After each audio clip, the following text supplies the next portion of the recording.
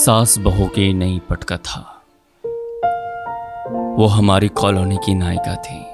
Retirement के बाद तो उनका क्रेज और बढ़ गया। वो सबको सलाह के लिए उपलब्ध थी, एक से बढ़कर एक साहसी और नेक सलाह। हमारी नज़र में वो एक ऐसी महिला थी जिनकी नए नज़रिए की तलाश में भटकते समाज को सबसे ज़्यादा ज़रूरत थी। हम उनका आदर करते थे, आज भी करते हैं, लेकिन जैसे ही उनके घर की अंदरूनी खबर हमारे सामने आई, हम सबको ठेस पहुंची। वो अपने ही घर पर रुकी अनुदार सास थी, संदेही, सख्त, कटुता से भरी। इकलौते बेटे की बहू के प्रति तानाशाह, हंसी तक उनके घर में घंटी बजाकर ही प्रवेश करती थी। उनका रवैया पहले अनुमति लीजिए वाला था।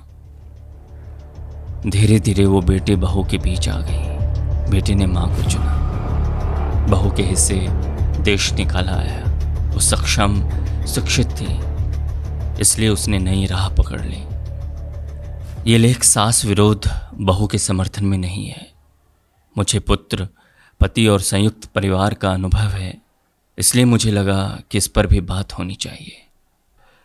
सास को हमेशा लगता है उन्हें जीवन का सर्वश्रेष्ठ अनुभव है। स्वयं को बहू उसके परिवार से श्रेष्ठ मानने का चलन समाज में गले तक भर गया है। आगे चलकर पीड़ित बहू स्वयं दूसरों के कष्ट का कारण बनती हैं। इस सुप्रीम मनोविज्ञान के कारण लाखों परिवार तनाव से गुजरते हैं।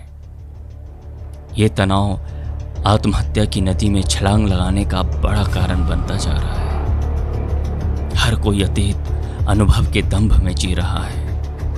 हम लाख अपने सहे को कोस लें, लेकिन ये सहा हुआ दर्द अक्सर हमें वैसा ही बना देता है जिससे हम नफरत करते हैं। आज भी हमारे देश में बेटे को ये समझाना मुश्किल है कि उनकी मां केवल उनकी मां है, पत्नी की नहीं। पत्नी की वो सास है।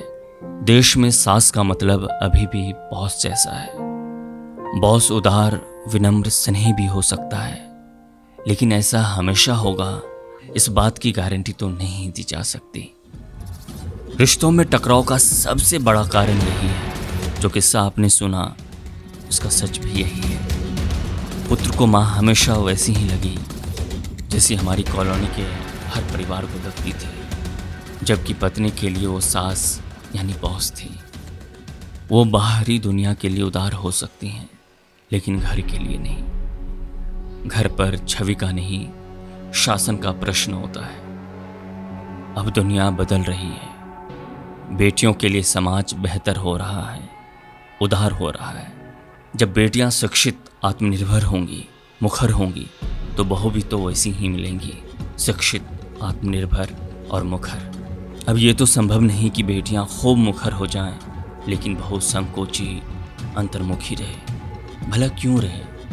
उसे एकदम ऐसा नहीं होना चाहिए। उसे अपने अधिकार के प्रति उतना ही आग्रही होने की ज़रूरत है जितना हम में से किसी दूसरे को। एक माँ अपनी बेटी के लिए जैसी दुनिया चाहती है, बहू को वैसा आंगन देने का साहस, प्रेम जिस दिन उसके भीतर घर कर लेगा, सास बहू के रिश्ते उस दिन नई पटकथा लिखेंगे।